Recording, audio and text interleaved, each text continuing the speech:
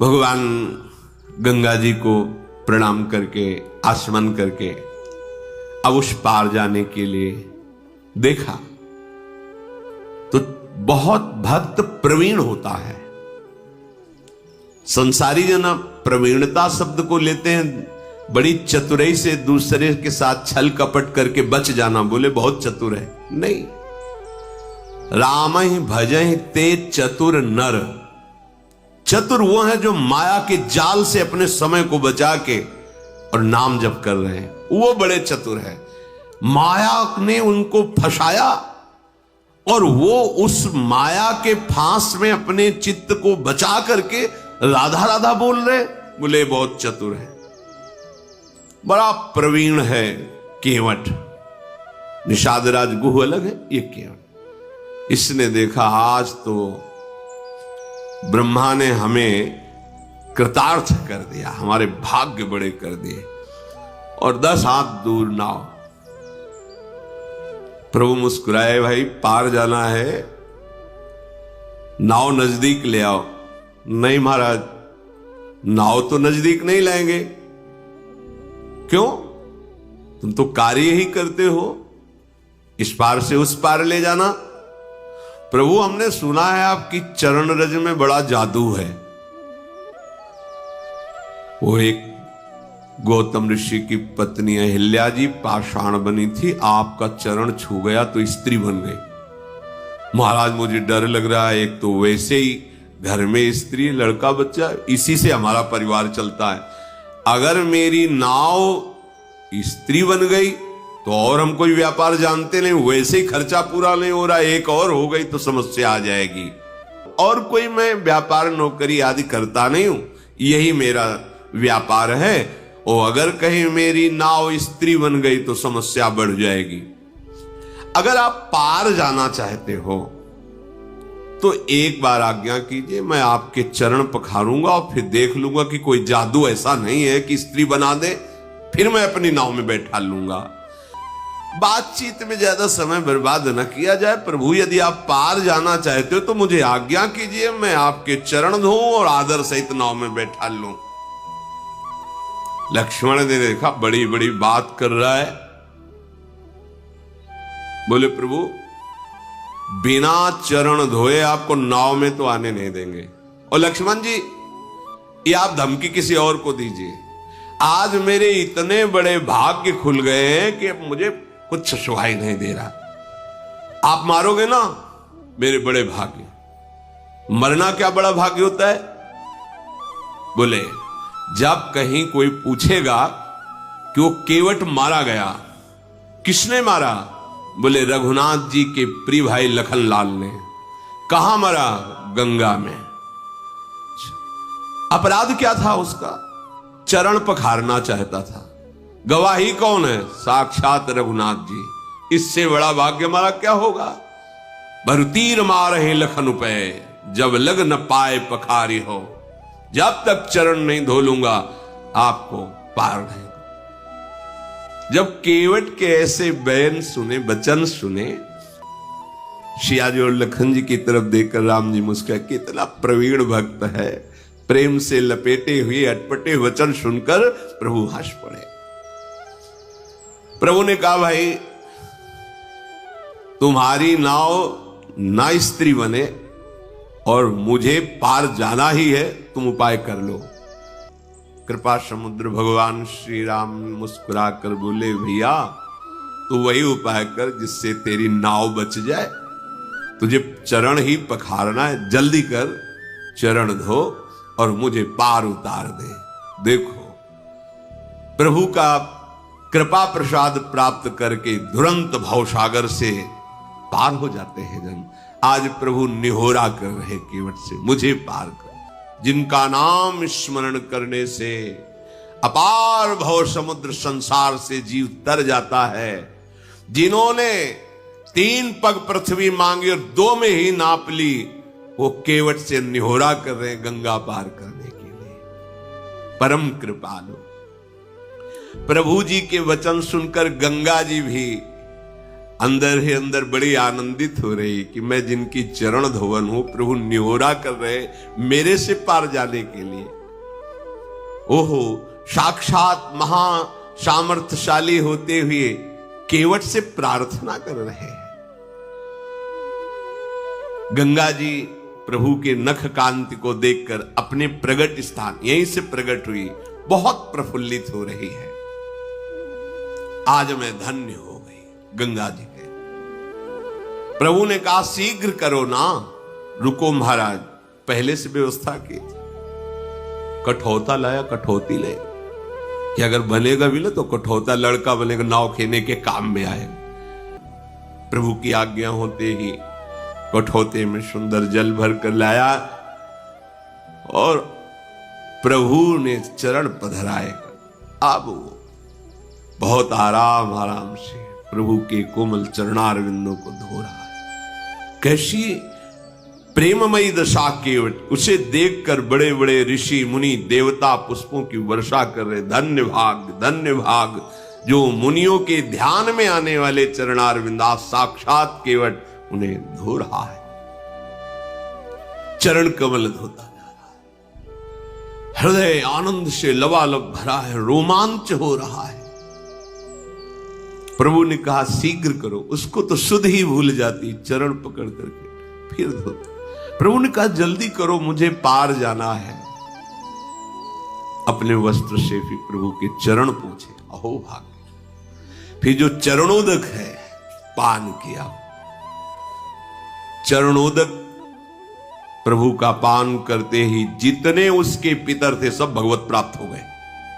पितर लोक में जितने पितर थे सब भगवत प्राप्त हो गए। जो उसका पूरा परिवार था उसका भगवत प्राप्ति निश्चित, जैसे पास बन गया हो। पद पखारी जलपान करी, तो आप उस सहित परिवार और पितर पारो।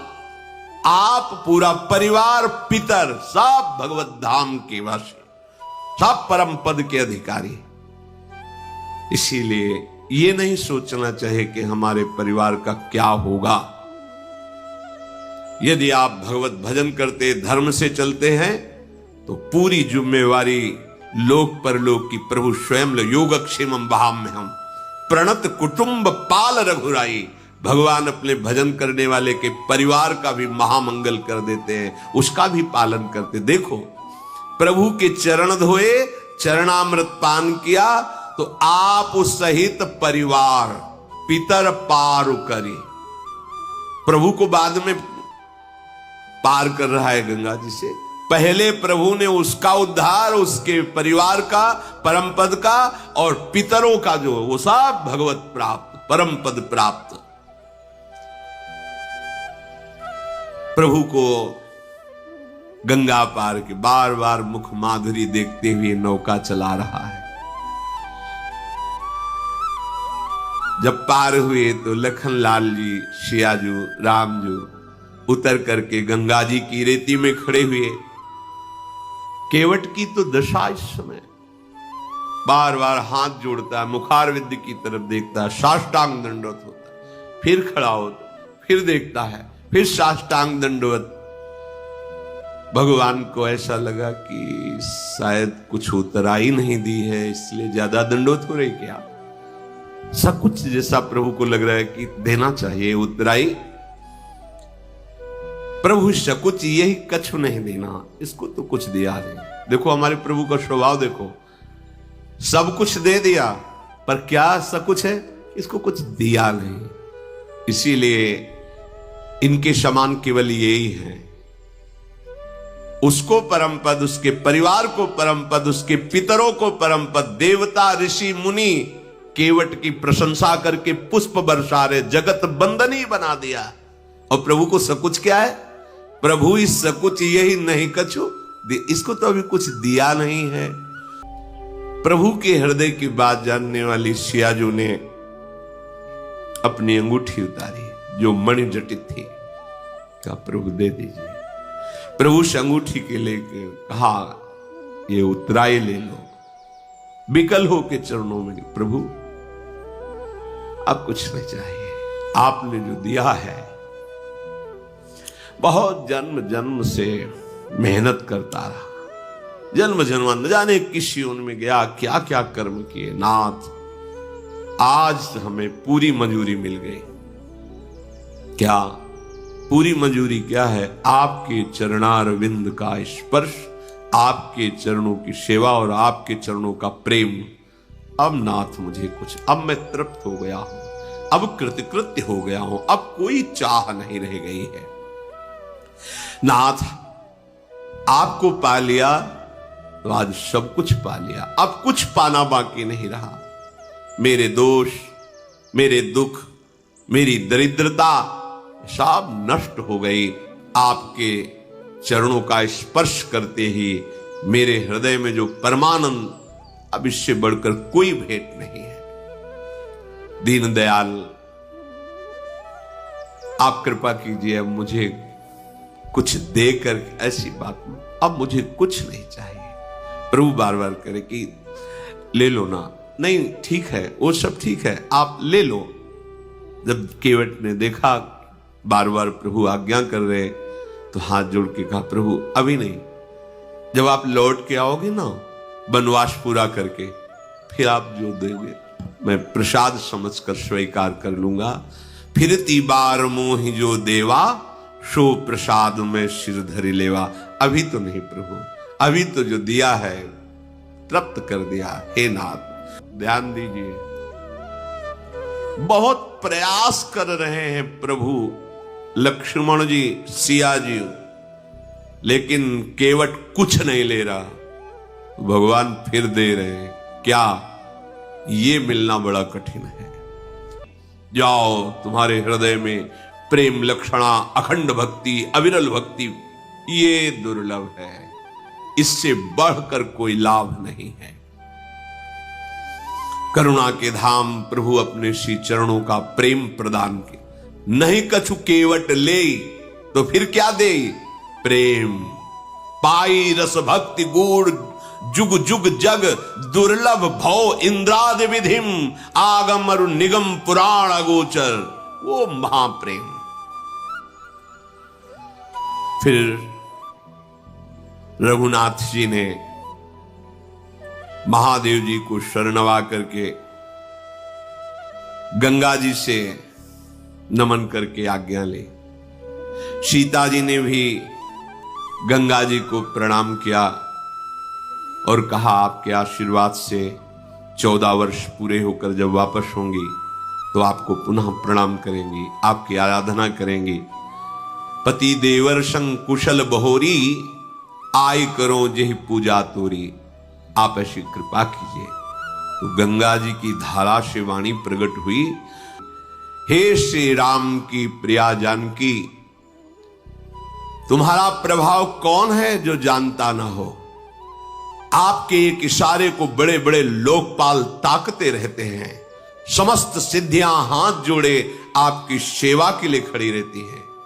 फिर आपने मेरी विनय की, ये तो आप मुझ पर कृपा कर रही हैं, मुझे बड़ाई दे रही हैं। पर हे देवी, मैं आज अपनी वाणी को सफल करने के लिए आपको आशीर्वाद देती हूं। प्राणनाथ भगवान श्री राम, देवर श्री लखनलाल और आप सकुशल अयोध्यापुरी लौटेंगी। तुम्हारी संपूर्ण मनोकामनाएं पूर्ण होंगी और तुम्हारा सुंदर यश जगत भर में छा जाएगा। मंगल के मूल गंगा जी के वचन सुनकर के, गंगा जी को अनुकूल देखकर सीता जी बहुत आनंदित हुई। प्रभु श्री रघुनाथ जी ने निषादराज गुह से कहा, भैया आपकी सेवा बहुत हुई, पिताजी ने हमें जो वनवास का आदेश किया है, आप साथ मत चलिए, आप वापस जाइए। निषादराज गुह का तो मुख सूख गया, हृदय में भारी जलन हुई, चरणों में गिर पड़ा और कहा, प्रभु मेरी विनय सुनिए, कुछ दिन आपके साथ रह लूं। आपको पता नहीं है कौन मार्ग कहां कैसे, मुझे पता है। मैं आपको मार्ग दिखाऊंगा, जहां आप रुकेंगे सुंदर पर्णकुटी की रचना करूंगा। और प्रभु कंदमूल फलों की मुझे पहचान है, मैं लाके आपकी सेवा में। प्रभु मैं अभी तो नहीं जा सकता, अगर अभी आप कहेंगे तो जीवित रहना असंभव है। प्रभु ने निषादराज गुह की ओर देखा कि प्रेम विकल है। प्रभु ने कहा तो ठीक है, चलो कुछ दिन हमारे साथ चलो। बड़ा प्रसन्न हुआ, एक क्षण भी भगवान का साथ मिल गया, धन्य अहोभाग्य हो गया। फिर सेवा, फिर कई दिन सानिध्य और फिर निरंतर सानिध्य। तो ये उपासना निरंतर सानिध्य प्रदान करती है। छिन छिन बिहरत संग, छिन छिन निरखत प्रेम भरी, छिन जस कहत अभंग, यह जो कृपा हरिवंश की। प्रियालाल प्रतिपल साथ रहते हैं, कभी बिछुड़ना नहीं, आनंद ही आनंद। ये सब बिछुड़ने वाला देश है। शरीर बिछुड़ेगा, प्रिय मित्र बिछुड़ेगा, सब सगे संबंधी बिछुड़े, आप अकेले होगे।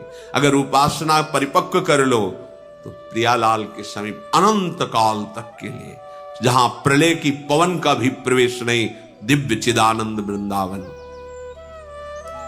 प्रभु श्री राम महादेव जी को नमस्कार करके निषादराज लखन जी और सियाजू के सहित आगे बढ़े। उस दिन सुंदर एक पेड़ के नीचे निवास हुआ। सखा गुह ने सुंदर विश्राम की व्यवस्था की। वही विश्राम की व्यवस्था, कुछ घास लगा के ऊपर कोमल पत्ते बिछाना। फिर प्रातःकालीन प्रभु ने दिनचर्या की, आगे बढ़े तो तीर्थराज प्रयाग के दर्शन हुए, दूर से दिखाई दिया। ये बड़ा महामहिम राजा है तीर्थराज प्रयाग। प्रयागराज का मंत्री है सत्य। प्रयागराज की प्यारी स्त्री है श्रद्धा। और बेड़ी माधव जी हितकारी मित्र हैं। धर्म अर्थ काम मोक्ष से प्रयागराज का भंडार भरा रहता है। जो चाहिए वो प्रदान करने में समर्थ है। धर्म अर्थ काम मोक्ष। और वो पुण्य प्रांत, वो सुंदर राजा का राज्य है प्रयागराज। संगम प्रयाग क्षेत्र ही दुर्गम मजबूत सुंदर किला है। वहां प्रवेश पाने वालों में पाप शत्रु प्रहार नहीं कर सकता। संपूर्ण तीर्थ प्रयाग राजा की सेना है, जो पाप की सेना कुचल डालने में समर्थ है। गंगा यमुना सरस्वती का संगम ये प्रयाग राजा का सिंहासन है। अक्षयवट सिंहासन के ऊपर लगा हुआ छत्र है। यमुना जी और गंगा जी की तरंगे मानो श्याम और श्वेत चंवर है, जिनको देखकर दुख दरिद्रता का नाश हो जाता है। प्रयागराज का सेवन करने से सारे मनोरथ पूर्ण होते हैं। वेद पुराण शास्त्र बंदीजन की तरह तीर्थराज प्रयाग का यश गाते रहते हैं। प्रभु श्री राम दर्शन करा, देखो लक्ष्मण सियाज, ये तीर्थराज प्रयाग है। श्रीमुख से सियाजू लक्ष्मणजू सखागुह को तीर्थराज प्रयाग के विषय में प्रभु बता रहे हैं। फिर त्रिवेणी जी में आकर के दर्शन किया। समस्त मंगलों को प्रदान करने वाली त्रिवेणी जी हैं। फिर स्नान किया, भगवान महादेव जी की पूजा की। स्नान पूजा आदि से निवृत्त होकर के समीप में ही भरद्वाज ऋषि का आश्रम है। प्रभु वहां गए। मुनि को जे भी शिष्यों से पता चला प्रभु श्री राम पधार रहे, आश्रम से बाहर निकले, देखा राम सिया लखन पधार रहे। प्रभु उनको प्रणाम कर रहे हैं, वो प्रभु को प्रणाम कर रहे हैं। मुनि ने प्रभु को फिर उठाकर हृदय से लगाया। आज ऐसा अनुभव हो रहा है कि अभी तक तो ब्रह्मानंद मिलता रहा, लेकिन आज ब्रह्मानंद की राशि मिल गई। ब्रह्मानंद की राशि मिल गई। ब्रह्मानंद की राशि जैसे एक कण और समूह, ब्रह्मानंद का समूह मूर्तिमान प्रभु का दर्शन है। फिर प्रभु प्रणाम कर रहे हैं। आशीर्वाद, आशीर्वाद देने का सबको अधिकार है।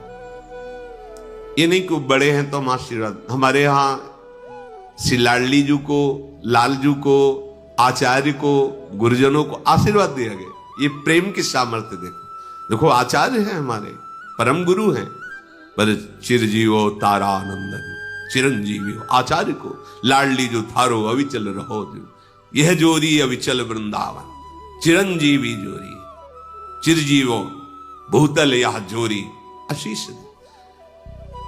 प्रेम में सामर्थ्य होती है, सामर्थ्य ये केवल प्रेम में है, नहीं तो हम इनको आशीर्वाद क्या दें, हम तो इनके चरण आश्रित हैं। हाँ, उन्हीं के चरण आश्रय के बल से उनको आशीर्वाद देते हैं।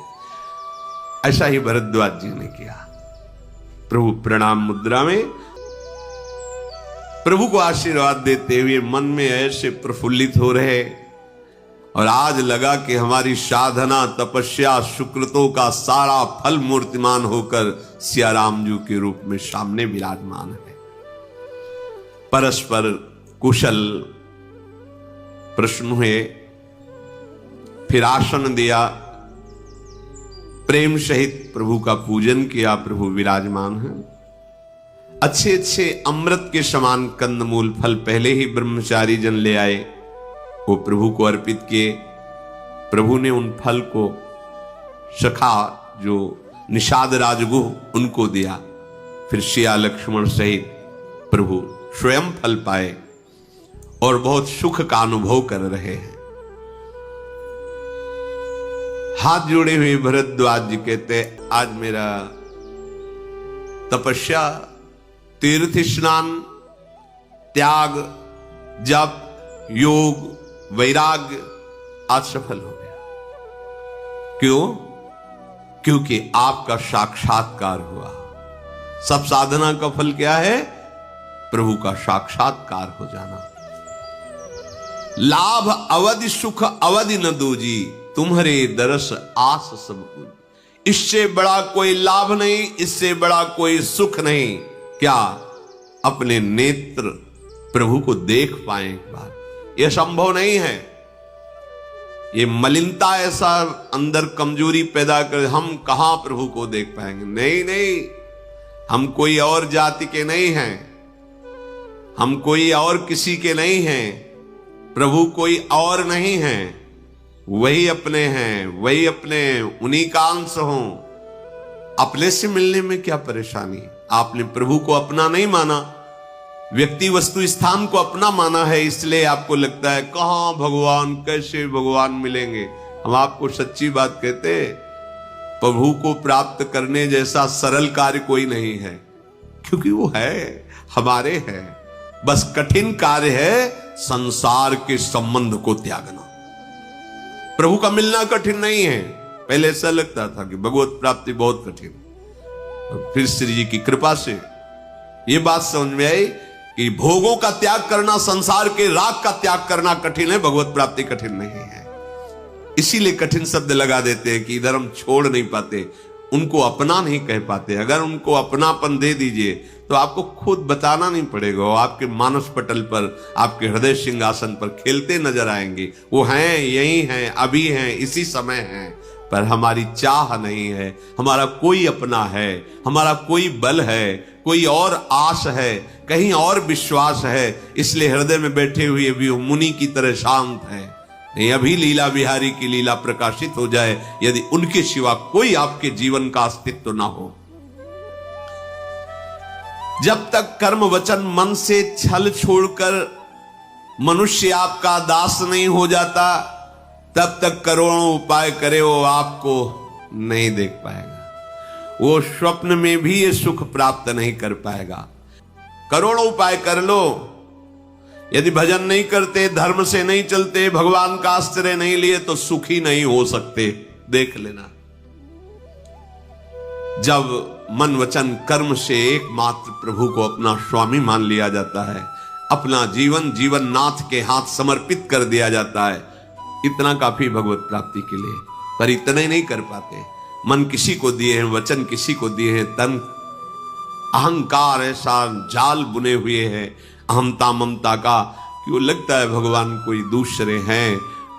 भगवान कृपा करे तो हम जो जो अपना माने हैं वो सब सजा रहे और सुख मिलता रहे। भ्रम बड़ा विचित्र बैठ गया, जो अपने वो पराये लग रहे हैं। जो है ही नहीं वो अपने लग रहे हैं ही नहीं। तुम्हें लग रहा होगा तुम अपनी पत्नी को जानते हो कौन है, या तुम अपने पति को जानते हो, अपने पुत्र को जानते हो कौन है? कुछ पता नहीं, बस माने हो मेरा पुत्र। आपने पांच भौतिक शरीर का परिचय प्राप्त किया कि उस महान सामर्थ्यशाली भगवद अंश का परिचय प्राप्त किया। दोनों को नहीं जानते हो। अगर जानते होते तो भ्रम नष्ट हो जाता। बे अनजाने में अपना माने हुए हो, और जानो या ना जानो, मानो या ना मानो, प्रभु तो तुम्हारे थे, हैं, रहेंगे। बस ये बात समझ में आ जाए तो निहाल हो जाओ, क्योंकि वही सबके हृदय में बैठे तुम्हें प्यार कर रहे हैं, पत्नी के रूप में, पति के रूप में, पुत्र के रूप में। जब उनसे तुम विमुख होकर व्यवहार करते हो तो वही तुम्हें जलाते हैं। तुम्हारी विपरीत आचरणों का फल तुम्हें क्लेश देता है, अशांति देता है। सन्मुख हो जाओ प्रभु के, तो यही परिवार भगवत प्राप्ति का सहायक साधन बन जाएगा। भरद्वाज मुनि के वचन सुनकर भगवान सकुचा रहे हैं। मुनि प्रशंसा कर रहे, भगवान सकुचा रहे। भाव, जब कोई तुम्हारी प्रशंसा करने लगे तो कोशिश करो कि तुम्हारे कान में वो शब्द ना पड़े। अंगुली लगा लो या बहुत अंदर से जलन महसूस करो, ऐसा करो। पर बहुत अच्छा लगता है जब कोई प्रशंसा करता है, क्योंकि अहंकार को उस समय आहार मिल रहा है। वो पुष्ट होगा, फिर रौंदेगा, तुम्हें परास्त करेगा, क्योंकि उसके पार्षद हैं काम, क्रोध, लोभ, मोह, मत्सर। ये सब अहंकार गलित तो इनका प्रभाव नहीं पड़ेगा। देहाभिमान रूपी गुफा में ही ये शत्रु छुपे रहते हैं। जब कोई अपनी बड़ाई करे, प्रभु हर लीला में स्वयं आचरण करके मर्यादा पुरुषोत्तम भगवान श्री राम की एक एक चेष्टा उपदेश है। जब अपनी बड़ाई हो तो सकुच जाना चाहिए, हृदय में थोड़ा जलन होनी चाहिए। अगर कहीं गुरुजन बड़ाई करने लगे तो निश्चित समझना चाहिए कि कोई अपराध बन गया क्या। आज मेरे गुरुजन मेरी बड़ाई मेरे सामने कर रहे, इसका मतलब कोई अपराध बन गया। शायद हमसे कोई भयानक गलती बन गई, उसका दंड मुझे दिया जा रहा है। ये भाव होना चाहिए। और जब कभी वो तुम्हें कटुवचन बोलने लगे, तुम्हारा तिरस्कार करने लगे, तो अंदर से नाचना चाहिए, अब कृपा हुई है। अब ये अनंत जन्मों से जो बांधने वाला अहंकार था, अब इसका नाश प्रारंभ हो गया। अब तो जीवन मुक्त होना ही है। जब गुरुदेव की ऐसी नजर है तो मुझे कौन बांध सकता है। लेकिन अगर वहां सम्मान और बड़ाई मिलने लगे तो सावधान हो जाना चाहिए कि कोई अपराध बन गया, कोई है अहंकार की ऐसी वृत्ति जिसको गुरुदेव देख रहे हैं, और हृदय में जलना चाहिए। प्रभु सकुचा रहे हैं। और भरद्वाज मुनि का यश गा रहे हैं। महाराज, ये तो सब आप में विद्यमान है, इसलिए आप ऐसा कह रहे हैं। मुनीश्वर, ये जो आप आदर दे रहे हैं, बड़ाई कर रहे हैं, ये मेरी नहीं कर रहे, ये आपकी महिमा है। सच्ची बात है। जब कोई साष्टांग प्रणाम करता है तो उसमें जिसको प्रणाम किया जाता है उसके गुण की बात नहीं होती, उसमें उसकी महिमा होती है। वो इतना श्रद्धावान, इतना दैन्य है कि अपने शरीर को साष्टांग लिटाए हुए, ये वो वंदनीय है, ये वो प्रशंसनीय है। लेकिन अगर अहम हो तो उल्टा दिखाई देता है कि मेरे में कोई गुण है इसलिए साष्टांग नहीं, उसमें वो सद्गुण विराजमान है, दैन्यता और नमन, इसलिए वो वंदनीय है, वो प्रशंसनीय है। प्रभु ठीक ऐसा ही कह रहे हैं भरद्वाज जी से। आपने जो वचन, आपने जो आदर सत्कार, ये आपकी महिमा है, ये आपका ऐसा महान हृदय है प्रभु। भरद्वाज जी प्रभु के प्रति नमन करते हैं, प्रभु भरद्वाज के। अब ये सूचना फैल गई कि प्रभु श्री राम श्रिया लक्ष्मण पधारे हुए हैं। सब बड़े बड़े ब्रह्मचारी, तपस्वी, मुनि, सिद्ध, उदासीन, सब संत महात्मा दौड़ दौड़ करके भरद्वाज ऋषि के आश्रम में आते हैं। प्रभु सबको खड़े होकर के प्रणाम करते हैं, कुशल प्रश्न करते हैं, और प्रभु कहते हैं कि हमें बड़ा सुख मिला, विराजिए। सब प्रभु के दर्शन करके निहाल हो रहे, सब प्रभु को आशीर्वाद दे रहे। प्रभु के सौंदर्य को देख देख कर ऋषि मुनि अपना साधन सफल मान रहे हैं, और यही साधन की सफलता है। प्रभु भर नेत्र देखने को मिल जाए, जीते जी एक बार उनको देख ले, ऐसी चाह पैदा करो आप। प्रभु दूर नहीं है, चाह की जरूरत है। प्रभु ने वही रात में निवास किया। प्रातःकाल पुनः प्रयागराज में स्नान किया। फिर प्रसन्नता के साथ भरद्वाज मुनि को सिर नवाकर शियाजू, लखनजू और सेवक गुह के साथ चले। चलते समय प्रभु बड़े प्रेम से भरद्वाज मुनि से कहा, नाथ किस मार्ग से जाए? मुनि ने हंसकर कहा कि आप जिस मार्ग में चरण रखेंगे वही सुमार्ग हो जाएगा प्रभु, आपके लिए क्या मार्ग बताए। फिर भी शिष्यों को बुलाया, प्रभु के साथ जाना है। सुनते ही 50 शिष्य आ गए, हाथ जोड़कर खड़े हुए, जिनका अपार प्रेम भगवान श्री राम के दर्शन से ही प्रकट हुआ है। मुनि ने उनमें से चुनकर 4 ब्रह्मचारियों को साथ दिया, जिन्होंने बहुत जन्म भजन किया। उनको इस सौभाग्य मिला, वो गुरुदेव को प्रणाम करके रघुनाथ जी के साथ आगे आगे चल रहे हैं रास्ता बताते हुए। प्रभु जब गांव में तो जाते नहीं, लेकिन कोई कोई मार्ग गांव के किनारे से है। जब गांव के किनारे से निकलते हैं तो जो देखता है दौड़ दौड़ करके आता है। कोई कोई तो नगर में पूरे की सिया राम लखन पधार रहे हैं, पूरा नगर का नगर बाहर आ जाता है और प्रभु के दर्शन करता है। सबके आंखों में आंसू होते हैं। काफी दूर जाने के बाद भगवान श्री राम ने हाथ जोड़कर ब्रह्मचारियों से कहा, अब आप वापस लौट जाओ। पर मानो नेत्रों से कुछ चाह रहे हैं। प्रभु ने देखा तो प्रभु ने उन्हें अपनी अनन्य भक्ति प्रदान की। फिर वो वापस हुए। यमुना जी के उस पार उतरे और उतर करके यमुना जल में स्नान किया, जो प्रभु श्री राम के शरीर के रंग वाली है, परेश वर्ण रूपिणी, श्याम रंग वाली। वहां जो ही सुना कि निषाद राज के साथ कोई बहुत सुंदर 2 राजकुमार और एक युवती शियाजू पधारी हैं, लोग अपना काम काज छोड़कर जो जैसे दौड़ दौड़ करके आते हैं और दर्शन कर रहे हैं।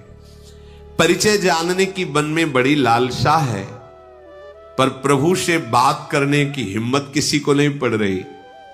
जो वयोवृद्ध जन हैं वो बताने लगते हैं कि हमें पता है ये चक्रवर्ती सम्राट महाराज दशरथ के पुत्र श्री राम, ये लक्ष्मण और ये उनकी प्रिया हैं।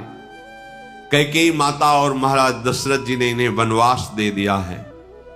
ये सुनकर के सब घबरा जाते हैं कि कैसे हृदय के माता पिता हैं जो ऐसे सुंदर सुकुमार पुत्रों को वनवास दे दिया। ये गोस्वामी जी चर्चा कृपा करके जो चरित्र लिख रहे, उस समय वो भाव देश में वही, क्योंकि प्रयागराज के पास से राजापुर है, वही गोस्वामी जी का प्रादुर्भाव हुआ। तो भाव देश में परम बैरागी के रूप में वो भी प्रगट में सिया राम जी से मिल रहे हैं। इसलिए उन्होंने संकेत में लिखा, तेहि अवसर एक तापसु। उसी समय एक तपस्वी वैरागी आया, छोटी अवस्था है, तेज प्रकाशित हो रहा है, कभी उसकी गति को नहीं जानते हैं, अर्थात वो अपना परिचय नहीं देना चाहते हैं। वो वैरागी वेश में मन वचन कर्म से राम जी का दास है। भाव देश में गोस्वामी जी मिल रहे हैं। जब प्रभु तीर्थराज प्रयाग के पार के वही राजापुर है, तो मानो गोस्वामी जी ये भाव देख रहे, मैं भी दौड़ करके गया, मन क्रम वचन से राम जी के दास है। इसीलिए कोई लिख रहे, कोई एक ताप, और ये लिख रहे कि कभी उसे प्रकट नहीं करना चाहता। अपने इष्ट देव को पहचान कर नेत्रों से जल की धारा बह रही, शरीर पुलकित हो रहा, दंड की भांति पृथ्वी पर वो वैरागी गिर, उसकी प्रेम दशा का कैसे वर्णन हो। प्रभु ने प्रेम पुलकित उस वैरागी को उठाकर अपने हृदय से लगाया। उस वैरागी को ऐसा अनुभव हो रहा मानो महादरिद्री को महान धन मिल गया हो। सब कोई देख रहे हैं, उस वैरागी की प्रशंसा कर रहे हैं, प्रभु ने हृदय से लगाया। ऐसा लग रहा है कि प्रेम प्रभु श्री राम और परमार्थ वो बैरागी दोनों गले मिल रहे हो, प्रेम और परमार्थ तत्व स्वरूप से मिल रहे हैं। फिर वो वैरागी लक्ष्मण जी के चरणों में प्रणाम किया। लक्ष्मण जी ने उमक कर उस वैरागी को हृदय से लगाया। फिर सियाजू की चरण धूल लेकर अपने माथे पे धारण की और माता सियाजू ने अपना बच्चा जान करके दुलार किया गोस्वामी जी भाव में। फिर निषाद राज ने उस वैरागी को नमन किया। उस वैरागी ने देखा कि अहोभाग्य निषाद राज के हमारे प्रभु से प्रेम करते हैं। आनंदित होकर हृदय से हृदय मिलाकर निषाद राज से मिला। वो वैरागी अपने नेत्रों से अपने आराध्य देव की सौंदर्य सुधा का पान करके महाआनंदित हुआ, जैसे जन्म जन्म के भूखे को कोई सुंदर स्वादिष्ट भरपेट भोजन मिल जाए।